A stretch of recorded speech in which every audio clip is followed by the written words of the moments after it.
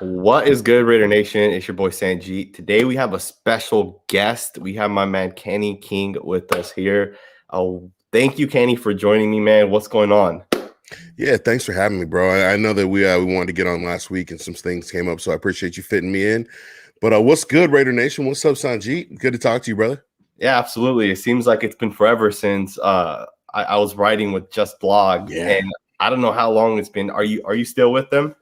I am. I actually just put a piece out last week about some Pro Bowl prospects, but yeah.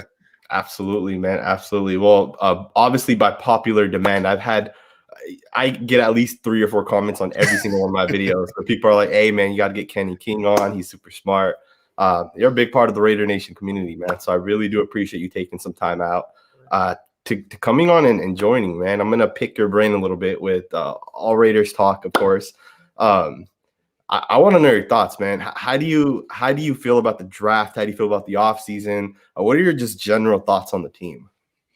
Yeah, obviously you go into the draft and everybody has these high hopes. Everybody wants the sexiest player in the first round. They want to get every defensive prospect that's, top prospect that's on there. And they want to get, every quarterback prospect that's on there. And they think that everybody's going to come to the Raiders. And we do the same thing in free agency, right? Where there's a free agent. It's like, he's going to be a Raider. We want this guy to be a Raider. He'd be a perfect. Everybody's a perfect Raider. Everybody looks good in silver and black.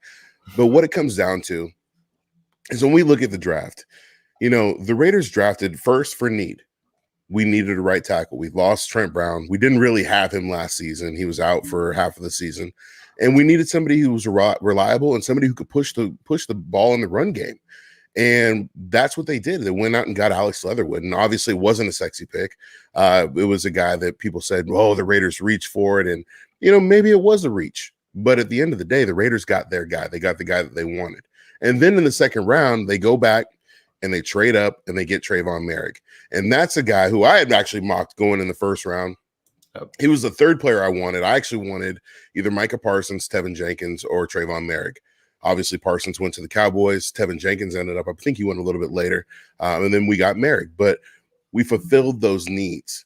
And you look at this team that Gus Bradley's building on the defensive side of the ball. He's building the bully. He's putting some guys back there in the secondary. They're going to be able to fly around, get after it, and they're going to knock some people's dicks in the dirt. So I'm excited about it. Yeah, no, absolutely, man. I agree with every single one of your points. It's crazy because when the Leatherwood pick first happened, I think most people were disappointed with it, but it wasn't necessarily with the player. It was more of the fact that we all wanted Trayvon Merrick, right? And most of us, like Trayvon Merrick, or I was big on Tevin Jenkins. He's my number 4 offensive tackle. And I would have taken Christian Darrisaw over Jenkins as well. And I feel like most of us were disappointed with that, more so than just the individual player. I love Merrick, man. I absolutely love him. Do you think he fixes some of our secondary issues, especially in the Gus Bradley system? Like, do you think he'll be that true post guy? I know it's kind of been out there that he will be the guy, but do you think he ultimately succeeds at that? I think not only does he fix some of those issues, I mean, we have a true over the top guy, right? We have a true guy who's supposed to go in there and do what he's supposed to do. At the same time, he can move sideline to sideline, and he does what, look, I love Eric Harris as a person. I think that he's a great dude, love his story, love what he brought to the team, but he just wasn't that guy. Solid role player, but was never really a starter. Jeff Heath, same way, solid role player, but never really a starter. Now they've invested in that safety position. And on top of that, they brought in a guy who knows how to coach a secondary, not only in Gus Bradley, but also in Ron Miles. And I'm excited about that because you've got Trayvon Merrick, who's going to go in there and do what he's supposed to do. But then you bring Jonathan Abram up into his natural position, playing in the box. You got a box safety playing in the box instead of trying to put him out there in coverage all the time. Do what he does best. Put him up in the box. How many times have you seen? I know you've seen me talk about it. I know you've seen Cody talk about it. I know you've talked about it.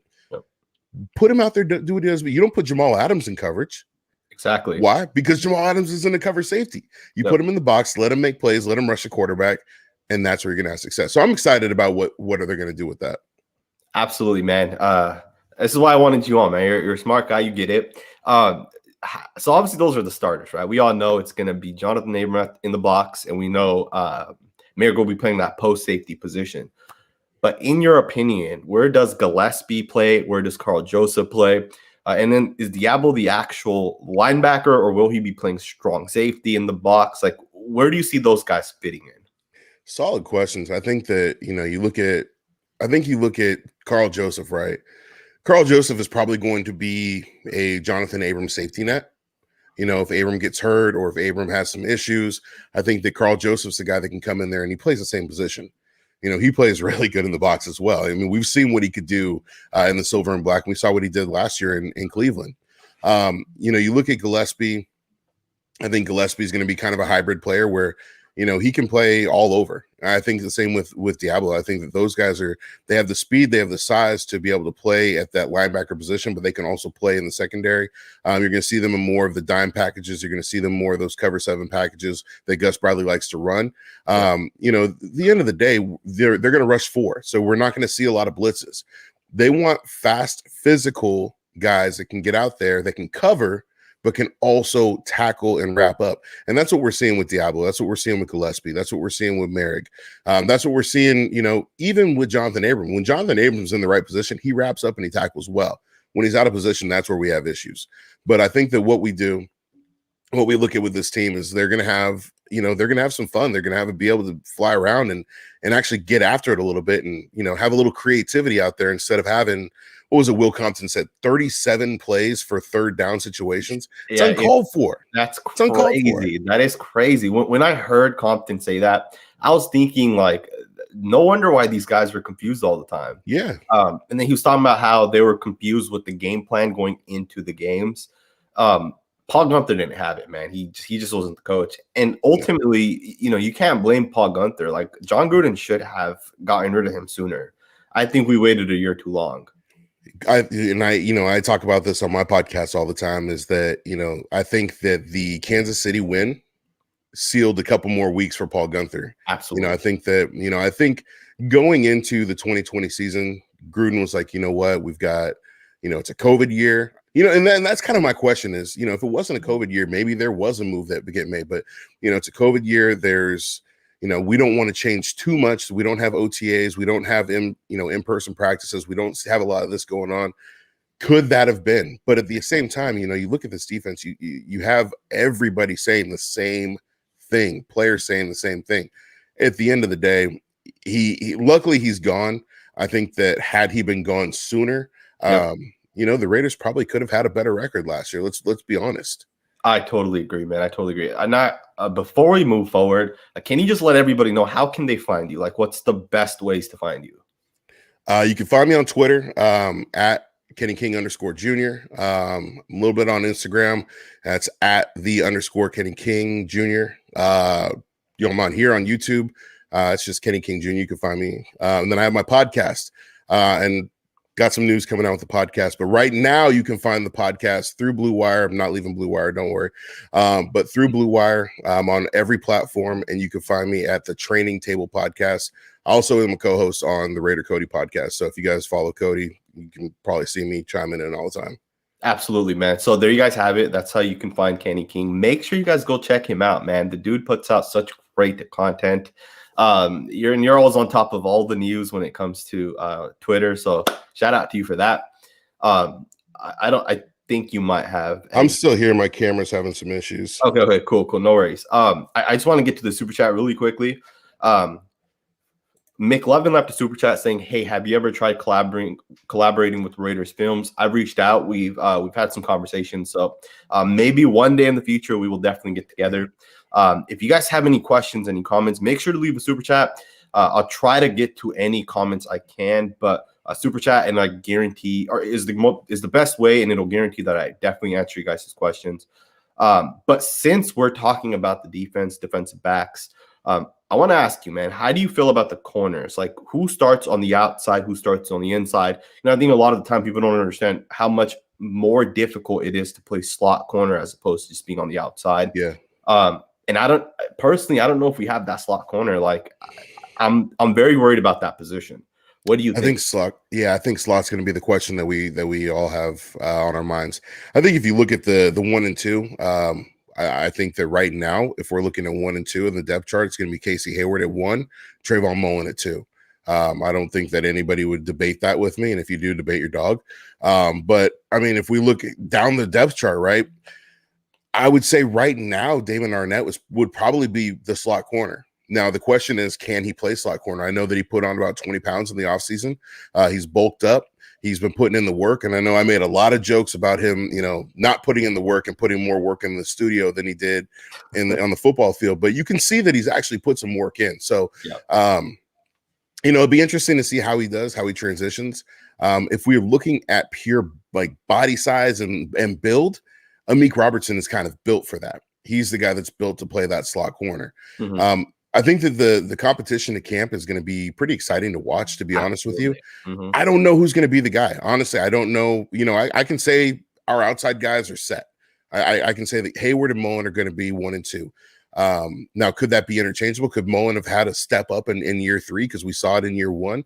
It could be. Casey Hayward obviously comes in with a Pro Bowl mentality. He's been a top corner in the league, so it's going to be hard to take him off that one. But looking at slot, it's going to be tough to make that decision as to who is going to be that guy, and it's going to be fun to watch. But I can tell you one person it's not going to be is Nevin Lawson.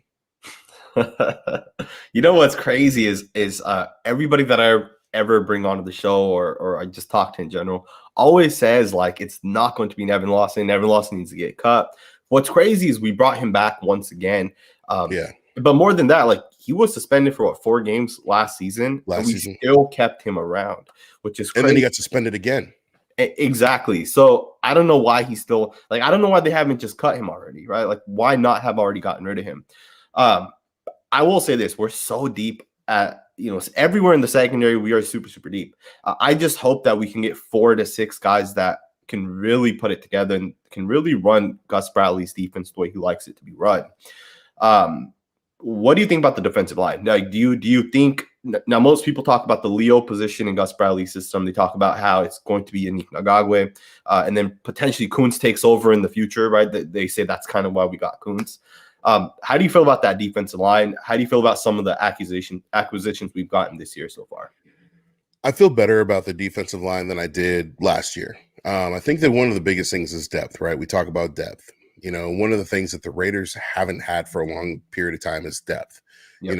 Look at last year, when Cleveland Farrell went down, Arden Key steps in, and Arden Key's not a guy that you want to rely on. Carl Nassib's not a guy that you want to rely on. Like they're guys that, situational. Yeah. You put him in a couple plays, give a guy a rest. But I think Clee's going to be that. He's going to be that guy. He's hungry. He's got a lot to prove, and I think the issue with Clee is that, and I talked to a couple people about this, is that he's a product of where he was drafted. Drafted 4th overall, people expect Khalil Mack, and it's a completely different player. And so when you look at other players, Josh Allen, Montez Sweat, they were drafted, after him. People always want to do that comparison. They always want to say, well, we should have this. I think Clee's going to do all right. I think Max is going to have a big year. He's coming in. He's healthy. He's feeling good. He's in a good position mentally, physically.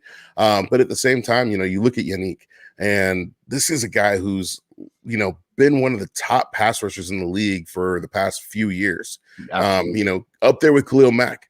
Yep. And so, I'm excited about that. But then we look at the interior line. There's obviously still some work that needs to be done. A guy that I'm keeping my eye on is Solomon Thomas. I think that, he had a bad rap over in San Francisco. He dealt with some mental health issues. He dealt with, everything with his sister. Yep. I think that obviously plays a lot into a person's performance, but at the same time, then you're playing a player out of position. Yep. So going into a position, going to someone that fits him well, I think that this is an opportunity for him to show the world what he's got, that he is a 3rd overall talent, and that he's got a lot to prove. So he's going to be a guy that I'm watching. And then obviously Jonathan Hankins. Let me just ask you something about that before you move forward. Do you think Solomon Thomas, just so everyone knows, I'm going to assume you think he's going to be that 3-tech defensive tackle, not a defensive end, right? No, he's not going to be a defensive end. He's going to be a 3T. Perfect. Yeah, okay, you're going to have Hankins. You're going to have Hankins in the nose, rightfully so. I mean, the guy is a stud against the run. Absolutely. For me as a defensive lineman, I love watching guys like Jonathan Hankins play because he plays he's not the guy that's going to get a ton of recognition. He's not an Aaron Donald. He's not a 3 technique, you know. And I think that a lot of people look at they go, oh, defensive tackle. Well, they don't do what Aaron Donald does. Nobody does what Aaron Donald does first and foremost. But at the same time, Aaron Donald's a 3 technique. And so when you're playing at 3, you're usually man up or you're playing on the outside shoulder. When you're playing on a 0 or a 1, you're usually playing in between 2. You're getting double team. You're having to push that line back. You're setting the tone in the pocket. And if you get thrown back, it throws off the whole defense. Jonathan Hankins does a really good job of setting that line, making sure that the linemen are good, making sure the linebackers are set behind them, that they're not getting pushed back into that. So I think that one of the things that we look at is Jonathan Hankins is the guy who's going to set the tone on that defensive line, and then bringing in Solomon Thomas, bringing in Quentin Jefferson. I think there's some good rotational players. Now, obviously, another guy that I'm actually really excited about is Darius Stills. I think that he might be one of the undrafted guys that makes the roster. Absolutely. I love Stills as well. It's my man Doc's his guy, man. He was super high on Stills pre-draft. Oh, yeah. Shout out to you, Docs. That it's interesting that you say that because I'm going to be honest. I'm not a fan of Solomon Thomas, and I'll tell you why.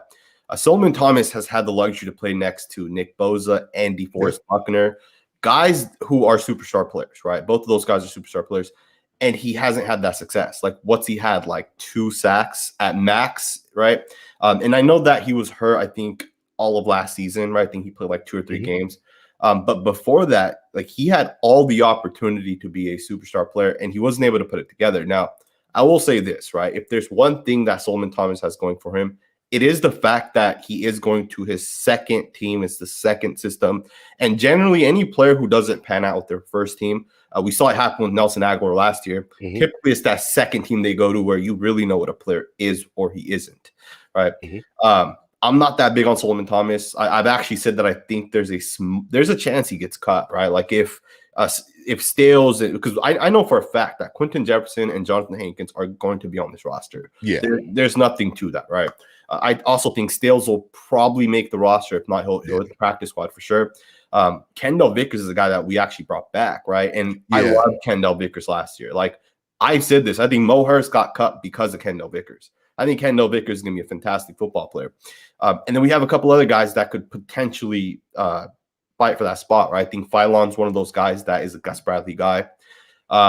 Solomon Thomas, I don't know if he makes the roster, but I know a lot of people love him and a lot of people want him to make that roster. Now, do you think Yannick Ngakoue not being at OTAs is a big deal? Nah.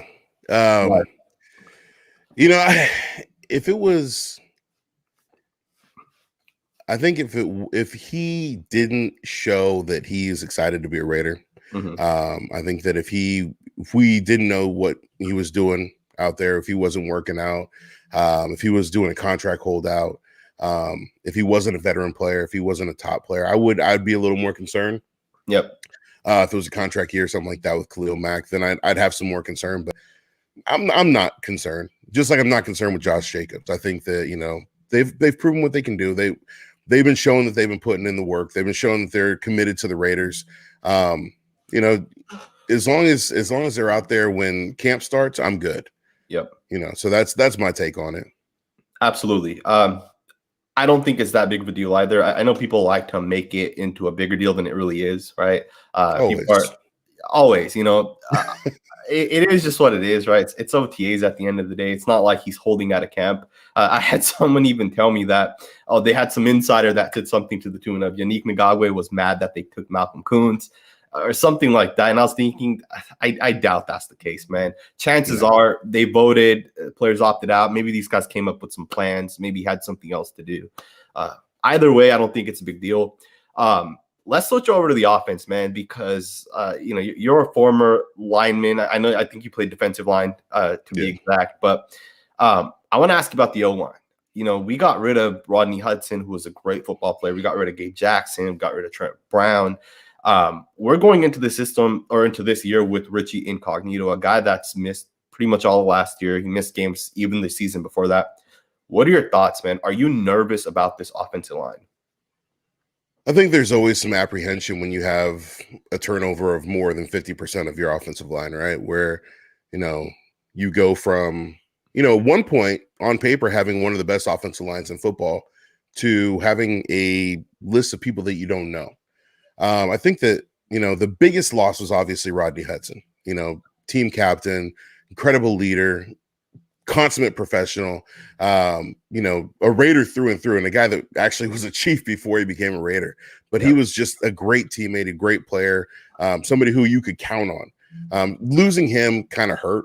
And I think that the uncertainty around what Andre James is and who Andre James is going to be, not seeing a lot of Andre James, not seeing a lot of tape on him, I think that obviously there's going to be apprehension. One thing that excites me is that, James is working out with Derek Carr all summer long or all offseason long. They've been out there practicing snap count, practicing handoffs, things like that, to prepare for season, so they're not going to run into those issues. But then you look at the offensive line. Richie, if Richie can stay healthy, he's still one of the best in the game. I think that that's one of the things we look at. Denzel Good played really well down the stretch when he filled in for Richie and also when he filled in for Trent. Yep. And then, obviously there's question marks around Alex Leatherwood. Like, is he going to be able to come in as a rookie and start? Obviously if he has a couple bad games, everybody's going to jump on the train and bash him. How is he going to hold up from that? We saw Colton Miller had, not a great rookie season. Yeah. And, played through injury, tough as nails. Yeah. But didn't have a good rookie season, but he came back from it. He bounced back. Now I think that the good thing is you have veteran leadership. You've got Colton, you've got Richie Incognito, you've got Tom Cable, who the players seem to love. So I think that he'll get this line together, but I am obviously a little bit concerned about it going into it. Yeah, what's crazy is I don't, outside of Rodney Hudson, I don't think we necessarily downgraded. Right, No. I feel like Denzel Good is a better guard for Tom Cable's system specifically than was Gabe Jackson. I feel like Gabe Jackson missed, I believe, over the last 3 seasons, he's missed like 9 to 11 games, something like that, and he even gave up 10 sacks over the last 3 seasons. That's a lot of sacks for a guard, right? For a guard. Yeah, for a guard, exactly. So I don't know in my opinion, I think Denzel Good is an upgrade over Gabe Jackson. Now, Trent Brown was a good football player when he's not being lazy, right? When he puts the effort in, when he trains, when he goes into a season committed, he could be a great football player, to be honest. Yeah. But the thing is he had so many bad blocks, right? He had so many times against the Dolphins. I did a video just recently on third downs. On 2 of those third downs, there was only 11 in the game. On 2 of them, he was the sole reason why Derek Carr had to throw the ball quicker than he wanted to, because he flat out just missed his block. And that was kind of the thing that I saw throughout the season. And he only played 5 games, right? So imagine how bad it could have been if he started the whole entire season. Yeah. Now, I will say that obviously having Alex Leatherwood come in, it does worry me because Derek Carr hasn't been a quarterback that's been hit a ton throughout his career, right? He's always, and I know you used the word on paper, he's always had a great offensive line. And I don't know if it's always actually been a great offensive line, but he has always, at least on paper, had a great offensive line. And the communication's always been great. He's always had Rodney Hudson commanding the whole entire line. Now, do you think if Derek Carr's getting hit more from anywhere on the line, right? Like technically our center's a brand new piece, our right tackle's a brand new piece. If Richie gets hurt or if Colton gets hurt, like we might have to have Brandon Parker come in, right? Or we might have to have John Simpson step up. If Derek Carr is getting hit more, do you think ultimately it's going to hinder the team more? Because a lot of the money we saved from getting rid of those offensive line guys, we kind of invested on the defense side, right? Unique Ngagwe, Solomon Thomas is getting $5 million. Quentin Jefferson picked him up. Do you think ultimately the Raiders lowering the cap on the O-line to invest in the defense could eventually come back to bite us? Good question. It could, but honestly, I think that I'm guessing that they did their due diligence, and that's going to be. I mean, I'm thinking hypotheticals. I'm thinking with rose-colored glasses on. That they're, John Gruden, Mike Mayock, Tom Cable did their due diligence. They did, their risk analysis on it and said, okay, we're going to lose Gabe. We're going to lose Trent. I think they already accounted for losing Trent, but we're going to lose Rodney. Yeah. Can we move forward with the guys that we have? And I think that right there, I think that you look at John Simpson, Is he ready to take a leap in year two? Lester Cotton, is he a guy that can take a leap in year two? Yep. Brandon Park actually played pretty well down the stretch when he came in for a couple of games. Yep. I was impressed by how he played. He didn't play good. I'm not going to say that he played good, but he played better. But I think that this is where John Gruden has to get creative. I think that this is where John Gruden has to, kind of deviate from his plan a little bit. If you see that Carr is getting hit, I know fans hate to hear it, but you got to go with the quick release. You got to go with some of the shorter passes. You got to be able to set things up. But at the same time, we've got a healthy Marcus Mariota. Let's throw Mariota in for some packages.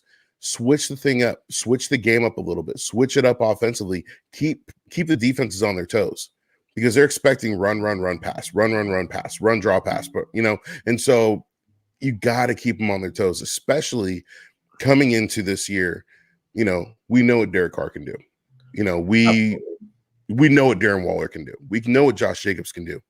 Let's see what Henry Ruggs can do. Let's see what throwing Marcus Mariota in the mix can do. Let's see what Kenyon Drake can do. Yep. And I think that doing that is going to be able to also hide some of the deficiencies that the offensive line may have. Absolutely, man. It's going to be super interesting to really see what the O-line can do. At the same time, you brought up Marcus Mariota and how we should run some sort of packages. What would that look like? Like, is that read options? Is that, is he going to come in and throw the football like 4 times a game? Like, because, people always say like, oh, run things the way Taysom Hill runs things, right? But Taysom Hill's not scared to take a hit. Marcus Mariota wants to be a starting quarterback in 2 years, right? He's not going to take that same hit. What do you think we could do with Marcus Mariota? Like, would you let him run a full drive? Like, how would that work out in your opinion? I think that, you look at Marcus Mariota, I think that he's not a Taysom Hill. Marcus Mariota is a quarterback. He's a quarterback that can run really well. And Marcus Mariota has the skills to be a starter in this league. He's proven that he can be a starter in this league. He's taken his team to the playoffs. I think that Marcus needs that confidence. I think that Marcus needs the confidence to come in and say, I can be that guy. And I think that the LA game was a good indicator of what Marcus can do when he comes in to take over a game. But to answer your question, I think with Marcus, it wouldn't be take over a whole drive. I think that, that's something you see in college, and it doesn't really work in the pros. No. But you have him come in in part of a series.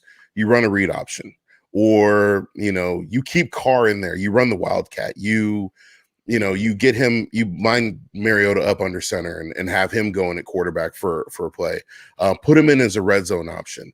I think that there's a lot of different things that they can do. At the same time, you do want to make sure that you're preserving him, that you're doing him the justice of saying, hey, we're going to take care of you. We're going to try to get you a spot. Because ultimately, I think the Raiders' goal is to, use Marcus Mariota as trade bait. Use him to say, mid-season, a quarterback goes down on a team. Hey, we got Marcus.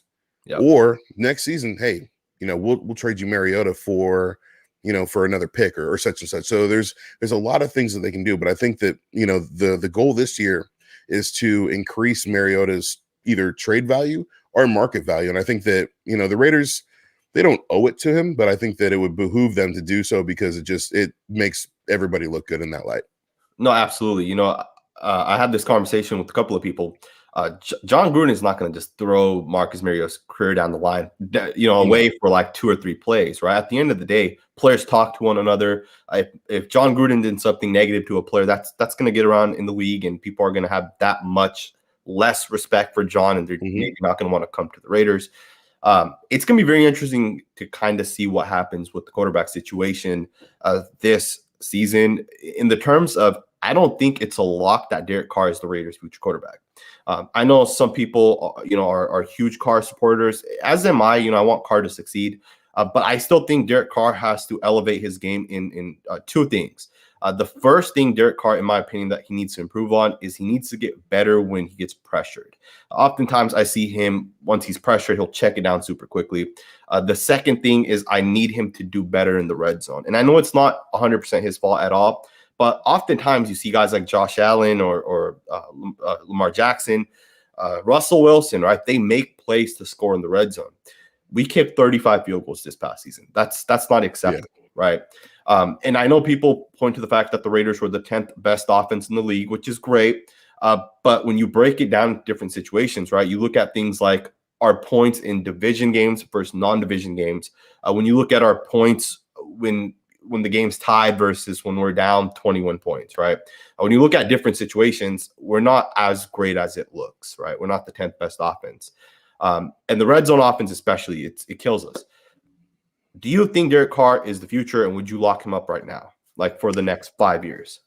Yeah, so I'm one thing I'm going to disagree on is I think he actually does pretty well under pressure. I think he does better under pressure than I think what was it 30 other starting quarterbacks in the league. I think he was number 2.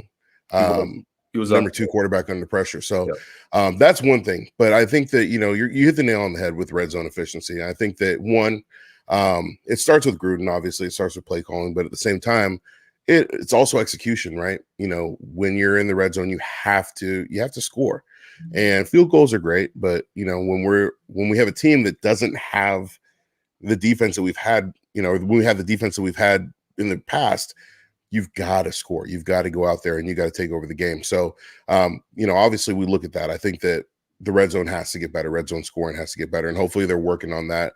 That should be the number one focus. For me, I think the other thing that Carr needs to work on is obviously the fumbles, just protecting the ball in key situations. He does a great job of not throwing interceptions, but I think the big thing is not turning the ball over with fumbles. That if he fixes that, I think that we can look at saying, okay, he's a complete quarterback. Do we lock him up? I think so. I know that people are gonna be like, well, why do we lock him up? Why do we do this? Look, Raider fans are always grass is greener. They see a Mahomes, or they see a Russell Wilson, they see a Deshaun Watson, they say, well, we should have that, we could have that, we could do this. At some point, you have to look at it as Carr's doing everything that's asked of him. You guys want to point out the record, but at the same time, we're not pointing out why the record is what it is. The Raiders were the only team that scored I think it was the only team that scored over 24 points a game that didn't make the playoffs. That's crazy. And so that should tell you something. That should tell you something right there. In the playoff system, if the Raiders had the points to get there, but because the defense gave up all those points, that is one of the biggest things. So that's one thing we look at. So we could talk about the record, and obviously the record is what it is. But I think that Carr is the guy. I think that he's obviously shown that he can lead this team. He's made a top 10 offense. He's put John Gruden in a position where John said, okay, I trust my quarterback. If Derek wants to go in and change the play at the line of scrimmage, then he can go in there and change the play. So I think that it would be smart to lock him up, especially if the Raiders want to make some more moves. Yeah, so that's the thing, right? Is if John Gruden's 100% sold on Derek, lock him up. I don't know exactly how it works, but people have told me that if we extended him now, we would somehow save cap. Not 100% sure how that works, but if we were to save cap, there's only one guy we would bring in, right? There's only one guy that it makes sense to bring in, and that's Julio Jones. What do you think about Julio? Are you for it or are you against it? I think with Julio, it's one of those things where if we were to get him, I'd be ecstatic. If we didn't get him, I'm not going to be devastated. Yep. Is he a player that we need? Not necessarily. Is he a player that would be an amazing addition to this offense? Absolutely. What Julio Jones brings to the game, what he brings to the offense, pairing him with a Brian Edwards, with a Henry Ruggs, with a Darren Waller, he adds another dimension. He's, a consistent playmaker. I think that, I think last year was the only season he hasn't played a full season. I know everybody talks about his injuries, but, Julio has been a consistent playmaker for the Falcons. But it's not going to be one of those things where I'm like, we got to trade 3 firsts to get him. We got to do this. We got to do everything we can to get him. If we get him, we get him. If we don't, then we don't, and we roll with who we got. I don't think it's, it's not like if Khalil Mack or Aaron Donald or, Jalen Ramsey were out there. That's where it's like, you got to go get these guys. Yep. Whatever it takes. This is somebody we need on the team. Julio Jones is a guy that I would love to have on the team, but I don't think that he's somebody that I wouldn't be devastated if we didn't get him. Absolutely. Now that which is another point, right? Like if we wanted a Julio Jones type of player, we could have gotten DeAndre Hopkins last year. Like, what was he traded for a second round pick? Third round pick. Yeah, so like we could have gotten him as well. Now, I think the Raiders need Julio Jones, and this is my opinion. Recently, I was doing a film study where I was looking over some of our third down issues, and one of the things that kept coming up over and over and over again was that when it was like 3rd and 6, 3rd and 7, we didn't have a guy that Carr could go to. And I know people say, well, we have 3rd and Renfro, and he's the guy that Carr could go to. The Dolphins, so we had 11 third downs. The Dolphins 3 or 4 times on third downs bracketed Hunter Renfro. Like, who would have thought that that defense would bracket Hunter Renfro? But they do, right? Because the Raiders do go to him on third downs. Yeah. But what I was seeing on film was they were bracketing Waller, they were bracketing Renfro, and then guys like Aguilar and Witten and Ruggs, they weren't able to beat their guys. And essentially, Carr didn't have anywhere to throw to. Against the Dolphins, we were 0-10, 0-11 on third downs. And I watched the Patriots game, and it was the same thing. They were bracketing different guys with like their defensive ends or bracketing Renfro, right? I watched the Tampa Bay Buccaneers game, similar situation. They're bracketing these guys. My point is, we didn't have guys that could beat a guy like Stephen Gilmore, right? Just one-on-one, straight beat him. And I know a lot of people can't, but I still feel like the Raiders are missing that type of guy. Now, I know people love Bryan Edwards. People are saying Bryan Edwards could be Julio Jones, but in my opinion, chances are he won't be Julio Jones, right? There's only one Julio Jones. I know Julio's 32, but I believe Jerry Rice played until he was 41, 42. So, it's not that it can't be done. If there's anyone genetically that's gifted enough to do it, I think it's Julio. Do you think if we go into this season with the guys we have right now, do you think that's enough from a playmaker standpoint, right? Throw in Josh, throw in Kenny and Drake as well. Do you think all those guys, can be a top 7 offense, just from a playmaker perspective? Well, I mean, you got John Rossrock at 15, so he's obviously going to be the number 1 receiver going in. No, but I think this could be a top offense. I mean, this offense was a top 10 offense last year. We got Nelson Aguilar, who came out of nowhere and came up huge. Obviously, look, teams are going to key in on Darren Waller. I don't think they're going to be able to stop him because they keyed in on him last year, but they're going to key on him. I think that offensively, we look at the line. This offensive line should be able to get better at run block, and that's where we had deficiencies last year toward down the stretch. Josh Jacobs is healthy, and adding Kenyon Drake, I think that helps. We have a back out of the backfield. I think obviously the odd man out is Jalen Richard, where he's not really needed anymore. I think that Kenyon Drake is a better back out of the backfield. He's more physical. He's faster. I think that he brings a lot more to the table.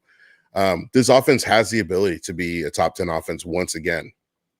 I think that the only thing that's going to stop this offense from being a top 10 offense is John Gruden.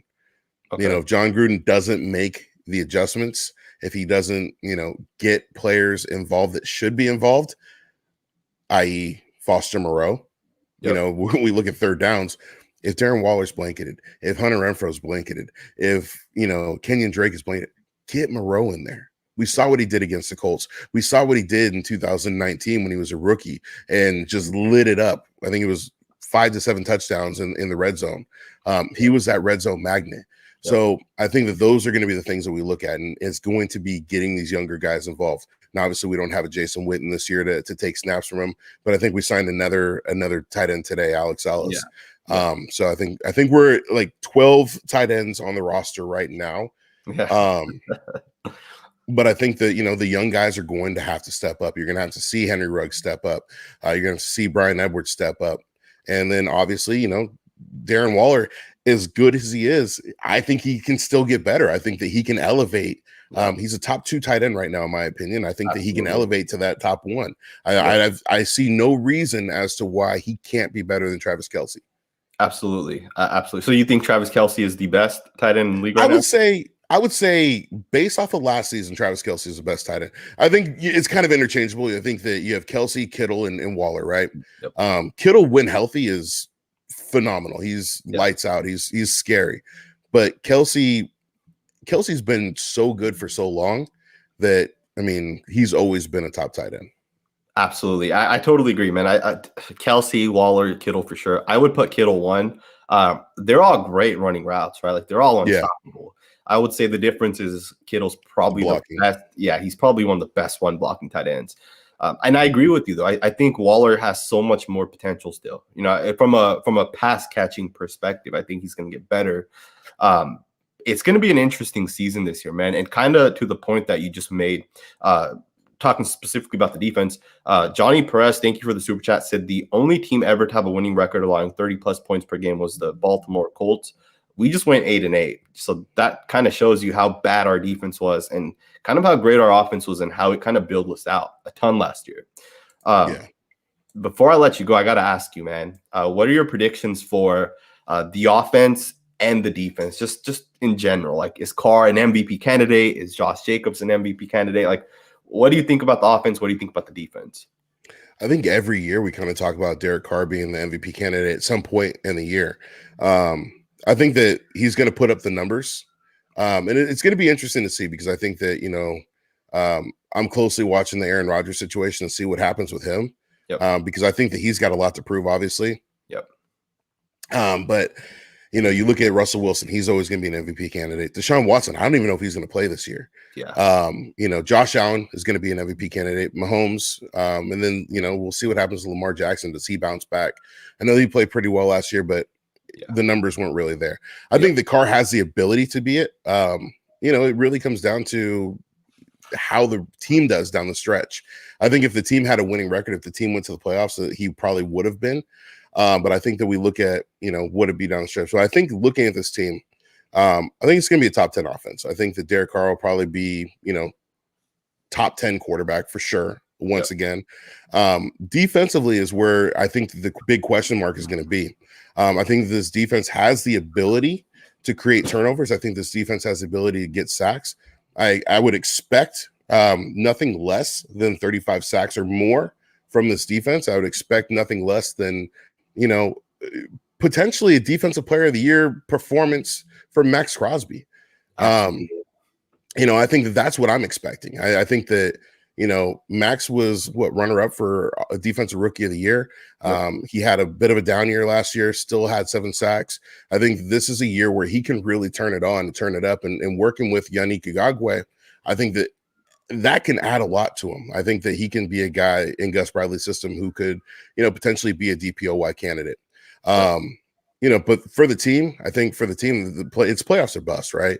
Absolutely. This team, I think, has the ability, they have the skill, they have the knowledge and the wherewithal to be AFC West champs, but they got to beat KC. And we were so close to sweeping them last year, but you got to beat KC. Absolutely. What's your record prediction? So we got 17 games this year. I'm going to go 12-5. 12-5. Absolutely, man. 12-5. There you guys have it right there. Kenny, I really appreciate you coming on, man. It seems like the 45 minutes just flew by. So shout out to you, man. If you guys are watching this video, make sure to hit that thumbs up button before you guys end the video. It really does help this channel grow. Make sure to follow Kenny King on all his platforms. He has a fantastic podcast as well. Thank you again, Kenny. I really appreciate it. Thank you, brother. I appreciate you having me on.